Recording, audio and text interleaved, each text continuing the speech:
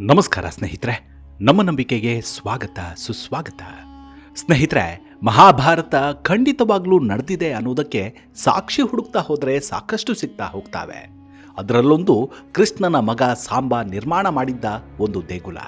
ಸೂರ್ಯನಿಗಾಗಿ ನಿರ್ಮಾಣ ಮಾಡಿದ ಆ ದೇಗುಲ ಈಗಿಲ್ಲ, ಆದರೆ ಅದು ಮಹಾಭಾರತ ಹಾಗೂ ಸಾಂಬನ ಕಥೆಗೆ ಸಾಕ್ಷಿ ಹೇಳಿ ಅಳೆದಿದೆ. ಹಾಗಿದ್ರೆ ಸಾಂಬ ನಿರ್ಮಾಣ ಮಾಡಿದ ಆ ದೇವಸ್ಥಾನ ಏನಾಯಿತು? ಮಹಾಭಾರತದ ಕಥೆಗಳು, ಅಲ್ಲಿ ಬರುವ ಪಾತ್ರಗಳು ಎಲ್ಲವೂ ಭಿನ್ನ ವಿಭಿನ್ನ, ಹಾಗೂ ಅವೆಲ್ಲವೂ ಬದುಕಿನ ದಾರಿ ತೋರಿಸೋ ಪಾಠಗಳು. ಮೋಸ, ವಂಚನೆ, ತಪ್ಪು ಇವುಗಳನ್ನು ಎಸಗಿದ್ರೆ ಎಂತಹ ಕಷ್ಟಗಳು ಎದುರಾಗ್ತಾವೆ ಅನ್ನೋದನ್ನ ಇದು ಸಾರಿ ಹೇಳುತ್ತೆ. ಇಲ್ಲಿ ಪ್ರತಿಯೊಂದು ಪಾತ್ರಗಳಿಂದಲೂ ಕಲಿಯುವಂಥದ್ದು ಬಹಳ. ಆದರೆ ವಿಪರ್ಯಾಸ ಅಂದರೆ ಇವೆಲ್ಲವೂ ನಮ್ಮದೇ ದೇಶದ ಕೆಲವರಿಗೆ ರುಚಿಸೋದಿಲ್ಲ. ಮಹಾಭಾರತ ನಡೆದಿರೋದು ಸುಳ್ಳು ಅನ್ನುವ ಮಟ್ಟಕ್ಕೆ ಮಾತನಾಡ್ತಾರೆ. ಇಂಥವರ ನಡುವೆ ನೂರಾರು ವರ್ಷಗಳ ಹಿಂದೆಯೇ ಮಹಾಭಾರತದ ಅಸ್ತಿತ್ವವನ್ನು ವಿದೇಶಿಗರು ದಾಖಲಿಸಿದ್ದಾರೆ, ತಮ್ಮ ಕೃತಿಗಳಲ್ಲಿ ಉಲ್ಲೇಖ ಮಾಡಿದ್ದಾರೆ. ಅಂಥದ್ದೇ ಒಂದು ಪಾತ್ರದ ಕಥೆಯನ್ನ ನಾವಿವತ್ತು ನಿಮ್ಮ ಮುಂದೆ ಇಡ್ತೀವಿ. ಅಷ್ಟಕ್ಕೂ ಇದು ಯಾರದ್ದು ಗೊತ್ತಾ? ಸಾಕ್ಷಾತ್ ಕೃಷ್ಣನ ಮಗ ಸಾಂಬ ಮಾಡಿದ ತಪ್ಪು, ಅದರಿಂದ ಪಡೆದ ಶಾಪ, ಅದರ ವಿಮೋಚನೆ, ಆತ ಕಟ್ಟಿದ ದೇಗುಲ, ಅಲ್ಲಿನ ಬಂಗಾರದ ವಿಗ್ರಹ ಹಾಗೂ ಅದನ್ನು ಕದ್ದೊಯ್ದ ಮುಸ್ಲಿಂ ರಾಜ, ಎಲ್ಲದರ ಬಗ್ಗೆ ಈ ಸಂಚಿಕೆಯಲ್ಲಿ ಹೇಳ್ತಾ ಹೋಗ್ತೀನಿ. ಅದಕ್ಕೂ ಮುನ್ನ ನಮ್ಮ ನಂಬಿಕೆಗೆ ನಿಮ್ಮ ಬೆಂಬಲವಿರಲಿ. ಎಲ್ಲ ವಿಧದ ತ್ವಚೆಯ ಸಮಸ್ಯೆಗಳಿಗೆ ಧೀಮಹಿ ಪ್ರಾಡಕ್ಟ್ ರಾಮಬಾಣದಂತೆ ಕೆಲಸ ಮಾಡುತ್ತೆ. ಕೇವಲ 3 ದಿನದಲ್ಲೇ ವ್ಯತ್ಯಾಸ ನೋಡ್ತೀರಾ. ಯಾವುದೇ ಅಡ್ಡ ಪರಿಣಾಮಗಳಿಲ್ಲ. ಕೆಮಿಕಲ್ ರಹಿತವಾದ 16 ನೈಸರ್ಗಿಕ ಪದಾರ್ಥಗಳ ಮಿಶ್ರಣದಿಂದ ತಯಾರಾದ 100% ಆರ್ಗ್ಯಾನಿಕ್ ಧೀಮಹಿ ಪ್ರಾಡಕ್ಟ್. ಹೆಚ್ಚಿನ ಮಾಹಿತಿಗಾಗಿ ಕೆಳಕಂಡ ದೂರವಾಣಿಗೆ ಸಂಪರ್ಕಿಸಿ. ಸ್ನೇಹಿತರೆ, ಮಹಾಭಾರತ ಯುದ್ಧ ಆಗತ್ತೆ. ನಂತರ ಅಪಾರ ನಷ್ಟಗಳು ಸಂಭವಿಸ್ತವೆ. ಸಾವು ನೋವಿಗಂತೂ ಲೆಕ್ಕವೇ ಇರಲ್ಲ. ಯದುಕುಲವಂತೂ ಹೇಳೋದೇ ಬೇಡ, ಅಷ್ಟೊಂದು ಅವನತಿಯಾಗತ್ತೆ. ಈ ವೇಳೆ ಅರ್ಜುನ ಏನ್ ಮಾಡ್ತಾನೆ? ಕೃಷ್ಣನ ಮೊಮ್ಮಗ ವಜ್ರನನ್ನ ಕರೆದುಕೊಂಡು ಬಂದು ಪಟ್ಟ ಕಟ್ತಾನೆ. ಇದು ಒಂದು ಕಡೆಯಾದ್ರೆ, ಮತ್ತೊಂದು ಕಡೆ ಕೃಷ್ಣನ ಮಗ ಸಾಂಬನದ್ದು ಮತ್ತೊಂದು ವ್ಯಥೆ. ಅದೇನಂದ್ರೆ, 1200 ವರ್ಷಗಳ ಹಿಂದೆ ಕಶ್ಯಪಪುರದಲ್ಲಿ ಕೃಷ್ಣನ ಮಗ ಸಾಂಬ ಅನುಭವಿಸಿದ ಯಾತನೆ ಹಾಗೂ ನಂತರ ಆತ ಕಟ್ಟಿಸಿದ ದೇಗುಲ, ಅದರ ಮಹಾತ್ಮೆ ಮಾತ್ರ ಇಂದಿಗೂ ಐತಿಹಾಸಿಕ. ಅದು ಮತ್ಯಾವುದೂ ಅಲ್ಲ, ಸೂರ್ಯ ದೇಗುಲ. ಇದರ ಬಗ್ಗೆ ಭಾರತೀಯರಿಗೆ ಅದೆಷ್ಟು ಗೊತ್ತಿತ್ತೋ ಇಲ್ವೋ, ಆದರೆ 6ನೇ ಶತಮಾನದಲ್ಲಿ ಇಲ್ಲಿಗೆ ಭೇಟಿ ಕೊಟ್ಟಿದ್ದ ಚೀನಾದ ಪ್ರವಾಸಿಗ ಹುಯೆನ್ ಸ್ಯಾಂಗ್ ಅದರ ಬಗ್ಗೆ ಬರೆದಿದ್ದಾನೆ. ಇದನ್ನ ಕೇಳಿದ್ರೆ ಅಚ್ಚರಿಯಾಗತ್ತೆ ಅಲ್ವಾ? ಇದು ಎಷ್ಟು ಅಚ್ಚರಿಯಾಗುತ್ತೋ ಅಷ್ಟೇ ಸತ್ಯ ಕೂಡ. ಇನ್ನು ಹುಯೆನ್ ಸ್ಯಾಂಗ್ ಉಲ್ಲೇಖ ಮಾಡಿದ್ದನ್ನ ಆಧಾರವಾಗಿಟ್ಟುಕೊಂಡು ಪರ್ಷಿಯನ್ ದೇಶದ ಇತಿಹಾಸಕಾರ ಅಲ್ವಿರೋನಿ ಇಲ್ಲಿಗೆ ಬರ್ತಾನೆ. ಅಷ್ಟೇ ಅಲ್ಲ, ತಾವು ಕೂಡ ದೇಗುಲಕ್ಕೆ ಬಂದು ಅದರ ಬಗ್ಗೆ ಉಲ್ಲೇಖ ಮಾಡ್ತಾರೆ. ಸರಿ, ಹಾಗಿದ್ರೆ ಇಲ್ಲಿ ಸಾಂಬ ಯಾಕೆ ಸೂರ್ಯನ ದೇಗುಲವನ್ನ ಕಟ್ಟಿಸಿದ ಅನ್ನೋದನ್ನ ಹೇಳ್ತಾ ಹೋಗ್ತೀನಿ. ಕೃಷ್ಣನ ಮಗ ಸಾಂಬ ಶಾಪಗ್ರಸ್ತನಾಗ್ತಾನೆ. ಇದರಿಂದ ದೇಗುಲವನ್ನು ಕಟ್ಟಿಸ್ತಾನೆ. ಅಯ್ಯೋ, ಕೃಷ್ಣನ ಮಗನಿಗೆ ಶಾಪಾನ ಅಂತ ಅನಿಸಬಹುದು. ಹೌದು, ಅಲ್ಲೇನಾಗತ್ತೆ, ಅದೊಂದು ಸಂದರ್ಭದಲ್ಲಿ ಇದೇ ಸಾಂಬ ಋಷಿ ದುರ್ವಾಸರನನ್ನ ಅಪಹಾಸ್ಯ ಮಾಡಿ ಹಂಗಿಸಿ ಬಿಡ್ತಾನೆ.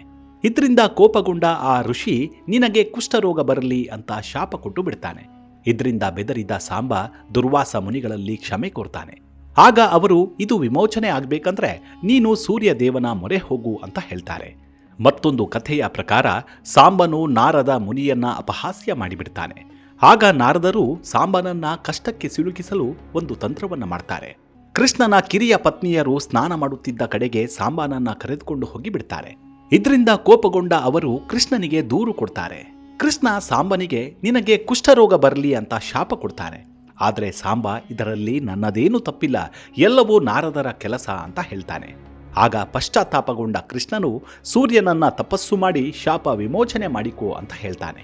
ಹೀಗೆ ಶಾಪಗ್ರಸ್ತನಾದ ಸಾಂಬ ತನ್ನ ಪತ್ನಿಯೊಂದಿಗೆ ಪುರಿ ಜಗನ್ನಾಥನ ಕ್ಷೇತ್ರಕ್ಕೆ ಬಂದು ಒಂದಷ್ಟು ದಿನಗಳ ಕಾಲ ಇರ್ತಾನೆ. ಇದನ್ನ ಕೇಳಿದ್ರೆ ಒಂದಷ್ಟು ಜನರು ಮನಸ್ಸಿನಲ್ಲೇ ಮುಸಿ ಮುಸಿ ನಗ್ತಾರೆ. ಯಾವಾಗ ಆತ ಬಂದಿದ್ದ, ಅದಕ್ಕೇನು ಸಾಕ್ಷಿ ಅಂತ. ಆದರೆ ಅಂಥವರ ಬಾಯಿ ಮುಚ್ಚಿಸುವ ಆಚರಣೆಯೊಂದು ಇಲ್ಲಿದೆ. ಅದೇನೆಂದ್ರೆ, ಪುಷ್ಯ ಮಾಸದ 10ನೇ ದಿನವನ್ನ ಸಾಂಬ ದಶಮಿ ಅಂತ ಆಚರಣೆ ಮಾಡ್ತಾರೆ. ಇನ್ನು ಸಾಂಬ ಪುರಿ ಜಗನ್ನಾಥದಿಂದ ಕೊನಾರ್ಕಾಗೆ ಬಂದು ಕೆಲ ದಿನಗಳ ಕಾಲ ಸೂರ್ಯ ದೇವನನ್ನ ಕುರಿತು ತಪಸ್ಸು ಮಾಡ್ತಾನೆ. ಅಲ್ಲಿಂದ ಬಂದು ನೆಲೆಸೋದೇ ಕಶ್ಯಪಪುರಕ್ಕೆ. ಇಲ್ಲಿ ಹರಿಯುತ್ತಿದ್ದ ಚಂದ್ರಭಾಗ ನದಿಯ ದಂಡೆಯ ಮಿತ್ರವನ ಅನ್ನೋ ಅರಣ್ಯಕ್ಕೆ ಬರ್ತಾನೆ. ಇಲ್ಲಿ ಸಾಂಬ ಕೃಷ್ಣನನ್ನ ಕುರಿತು 12 ವರ್ಷ ತಪಸ್ಸು ಮಾಡ್ತಾನೆ. ಹೀಗೆ 12 ವರ್ಷಗಳ ತಪಸ್ಸಿನ ಪರಿಣಾಮ ಸಾಂಬಾನ ಕುಷ್ಠರೋಗ ಒಂದಷ್ಟರ ಮಟ್ಟಕ್ಕೆ ಗುಣವಾಗುತ್ತೆ. ನಂತರ ಸೂರ್ಯನ ಆರಾಧನೆಗಾಗಿ ಅಂತಾನೆ ಒಂದು ದೇಗುಲವನ್ನ ನಿರ್ಮಾಣ ಮಾಡ್ತಾನೆ. ಚಿನ್ನದಲ್ಲಿ ಸೂರ್ಯನ ವಿಗ್ರಹವನ್ನ ಮಾಡಿಸಿ ಅದನ್ನೇ ಪೂಜೆ ಮಾಡಿಕೊಂಡು ಬರ್ತಿರ್ತಾನೆ.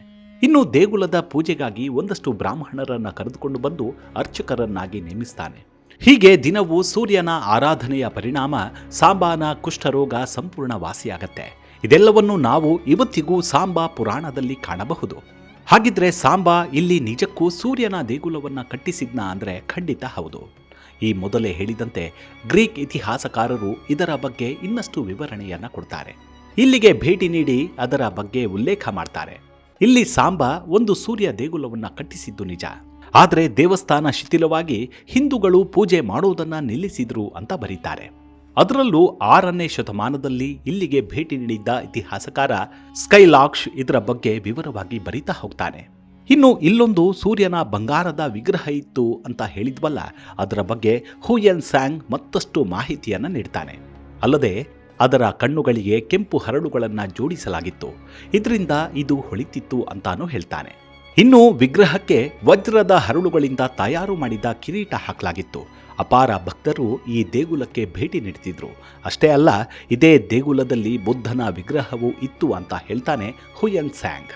ಇನ್ನು 8ನೇ ಶತಮಾನದವರೆಗೂ ಎಲ್ಲವೂ ಚೆನ್ನಾಗಿರುತ್ತೆ.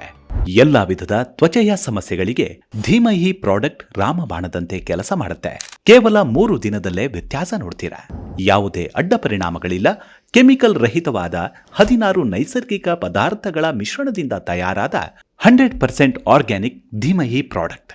ಹೆಚ್ಚಿನ ಮಾಹಿತಿಗಾಗಿ ಕೆಳಕಂಡ ದೂರವಾಣಿಗೆ ಸಂಪರ್ಕಿಸಿ. ಸಾಂಬಾ ಕಟ್ಟಿದ ಈ ದೇಗುಲದಲ್ಲಿ ಪೂಜೆ ಪುನಸ್ಕಾರಗಳು ನಡೀತಿರುತ್ತವೆ. ಹೀಗಿರುವಾಗಲೇ ಏನಾಗುತ್ತೆ, ಮಧ್ಯ ಪ್ರಾಚ್ಯದಲ್ಲಿ ಧರ್ಮ ಸಂಘರ್ಷ ಭುಗಿಲೇಳುತ್ತೆ. ಆಗ ಉಮಾಯದ್ ಖಿಲಾಫತ್ ಆತನ ಆಡಳಿತ ಆರಂಭ ಆಗುತ್ತೆ. ಈ ವೇಳೆ ಮೊಹಮ್ಮದ್ ಖಾಸಿಂ ಈ ಪ್ರದೇಶದ ಮೇಲೆ ದಾಳಿ ಮಾಡ್ತಾನೆ. ಇಲ್ಲಿದ್ದ ಬಂಗಾರದ ಸೂರ್ಯನ ವಿಗ್ರಹವನ್ನ ಕದ್ದೊಯ್ತಾನೆ. ಆದರೆ ಎಷ್ಟೋ ಮುಸ್ಲಿಂ ರಾಜರು ಹಿಂದೂ ದೇಗುಲಗಳನ್ನು ಹಾಳು ಮಾಡಿದ್ದಕ್ಕೆ ಸಾಕಷ್ಟು ಸಾಕ್ಷಿಗಳ ಉಲ್ಲೇಖವಿದೆ. ಆದರೆ ಈತ ದೇಗುಲವನ್ನ ಹಾಳು ಮಾಡಲ್ಲ, ಬದಲಿಗೆ ವಿಗ್ರಹವನ್ನ ಮಾತ್ರ ಎತ್ಕೊಂಡು ಹೋಗ್ತಾನೆ. ಮುಂದೆ ಇಲ್ಲಿ ಒಂದು ಕಾಷ್ಟ ವಿಗ್ರಹವನ್ನ ಪ್ರತಿಷ್ಠಾಪನೆ ಮಾಡಲಾಗತ್ತೆ. ಅದಕ್ಕೆ ಪೂಜೆ ಮಾಡ್ಕೊಂಡು ಹೋಗ್ಲಾಗತ್ತೆ. ಇಲ್ಲಿ ಈತ ದೇಗುಲವನ್ನ ಬಿಟ್ಟು ಹೋದ್ನಲ್ಲ ಅಂತ ಅನಿಸಬಹುದು. ಆದರೆ ಈತನ ಯೋಚನೆ ಬೇರೆಯದ್ದೇ ಇತ್ತು. ಅದೇನು ಗೊತ್ತಾ, ಇಲ್ಲಿಗೆ ಬರೋ ಹಿಂದೂ ಭಕ್ತರಿಂದ ಅಪಾರವಾದ ತೆರಿಗೆ ವಸೂಲು ಮಾಡೋದಾಗಿತ್ತು. ಇನ್ನು ಈ ಪ್ರದೇಶದ ಮೇಲೆ ದಾಳಿ ಮಾಡುವ ಹಿಂದೂ ರಾಜರಿಗೂ ಇದೇ ತಂತ್ರವನ್ನ ಅನುಸರಿಸ್ತಿದ್ದ. ಒಂದು ವೇಳೆ ನೀವೇನಾದರೂ ದಾಳಿ ಮಾಡಿದ್ರೆ ಈ ದೇಗುಲವನ್ನ ಧ್ವಂಸ ಮಾಡ್ತೀನಿ ಅಂತ ಆ ರಾಜರನ್ನ ಬೆದರಿಸಿ ಕಳಿಸ್ತಿದ್ದ. ಇದಾದ ಸ್ವಲ್ಪ ದಿನಕ್ಕೆ ದೇವಸ್ಥಾನದ ಪಕ್ಕದಲ್ಲೇ ಒಂದು ದೊಡ್ಡ ಸುನ್ನಿ ಮಸೀದಿಯನ್ನು ನಿರ್ಮಾಣ ಮಾಡಿ ಇಸ್ಲಾಂ ಧರ್ಮ ಇಲ್ಲಿ ಮತ್ತಷ್ಟು ಪ್ರಬಲವಾಗೋಕೆ ಕಾರಣವಾಗತ್ತೆ. ಇದೆಲ್ಲ ನಡೀತಿರುವಾಗಲೇ ಮುಲ್ತಾನಿ ಸುಲ್ತಾನರ ಆಳ್ವಿಕೆ ಶುರುವಾಗತ್ತೆ. ಆಗ ಇಸ್ಮಾಯಿಲ್ ಪಂಥದ ಸುಲ್ತಾನರು ಆಳತೊಡಗ್ತಾರೆ. ಧರ್ಮಾಂಧರಾಗಿದ್ದ ಇವರು ಈ ಸೂರ್ಯ ದೇಗುಲವನ್ನ ಸಂಪೂರ್ಣ ನಾಶ ಮಾಡಿಬಿಟ್ರು. ಮತ್ತೊಂದು ವಿಚಾರ ಅಂದ್ರೆ, ಅಷ್ಟಕ್ಕೆ ಅವರು ಸುಮ್ಮನೆ ಆಗಲ್ಲ. ಮೊಹಮ್ಮದ್ ಖಾಸಿಂ ನಿರ್ಮಾಣ ಮಾಡಿದ್ದ ಮಸೀದಿಯನ್ನ ಧ್ವಂಸ ಮಾಡಿ ಇಸ್ಮಾಯಿಲ್ ಮಸೀದಿಯನ್ನ ನಿರ್ಮಿಸ್ತಾರೆ. ಇದಾಗಿ 1 ಶತಮಾನ ಕಳೆದ ಮೇಲೆ ಇದೇ ಪ್ರದೇಶದ ಮೇಲೆ ದಾಳಿ ಮಾಡೋದು ಮೊಹಮ್ಮದ್ ಘಜ್ನಿ. ಈ ವೇಳೆ ಘಜ್ನಿ ಇಸ್ಮಾಯಿಲ್ ಮಸೀದಿ ಕೆಡವಿ ಸುನ್ನಿ ಮಸೀದಿಯನ್ನ ಮರು ನಿರ್ಮಾಣ ಮಾಡ್ತಾನೆ. ಹೇಳಬೇಕಂದ್ರೆ ಅತ್ಯಂತ ಪುರಾತನವಾದ ಒಂದು ಸೂರ್ಯ ದೇಗುಲ ಮುಸ್ಲಿಂ ರಾಜರ ದಾಳಿಗೆ ಸಿಲುಕಿ ಸಂಪೂರ್ಣ ನಾಶವಾಗತ್ತೆ. ಇದರ ಬಗ್ಗೆ ಯಾವುದೇ ದಾಖಲೆಗಳು ಇರಲ್ಲ. ಒಂದು ವೇಳೆ ಹುಯೆನ್ ಸ್ಯಾಂಗ್ ಇಲ್ಲವೇ ಪರ್ಷಿಯನ್ ಇತಿಹಾಸಕಾರರು ಬಾರದೆ ಹೋಗಿದ್ರೆ, ಕೃಷ್ಣನ ಮಗ ಸಾಂಬಾ ಇಲ್ಲೊಂದು ಸೂರ್ಯ ದೇಗುಲವನ್ನ ನಿರ್ಮಾಣ ಮಾಡಿದ್ದ, ಅದನ್ನ ಮುಸ್ಲಿಂ ರಾಜರು ನಾಶ ಮಾಡಿದ್ರು ಅನ್ನೋದು ಇಡೀ ಜಗತ್ತಿಗೆ ಗೊತ್ತೇ ಆಗ್ತಿರ್ಲಿಲ್ವೇನೋ. ಒಂದು ಐತಿಹಾಸಿಕ ದೇಗುಲ, ಅದರಲ್ಲೂ ಸಾಕ್ಷಾತ್ ಕೃಷ್ಣನ ಮಗ ಸಾಂಬಾ ತನ್ನ ಶಾಪ ವಿಮೋಚನೆಯ ಫಲವಾಗಿ ನಿರ್ಮಿಸಿದ್ದ ಈ ದೇಗುಲವನ್ನ ಮುಸ್ಲಿಂ ರಾಜರು ಧ್ವಂಸ ಮಾಡಿದ್ರು. ಅಲ್ಲಿದ್ದ ಚಿನ್ನದ ವಿಗ್ರಹವನ್ನು ಹೊತ್ಕೊಂಡು ಹೋದರು. ಇದಕ್ಕೆ ಕ್ಷಮೆ ಇದೆಯಾ? ಒಂದು ಬಾರಿ ಯೋಚನೆ ಮಾಡಿ ನೋಡಿ. ಮುಂದಿನ ಸಂಚಿಕೆಯಲ್ಲಿ ಮತ್ತೆ ಸಿಗೋಣ. ಅಲ್ಲಿವರೆಗೂ ನಿಮ್ಮ ಆರೋಗ್ಯದ ಕಡೆ ಗಮನವಿರಲಿ. Take care. ನಮಸ್ಕಾರ.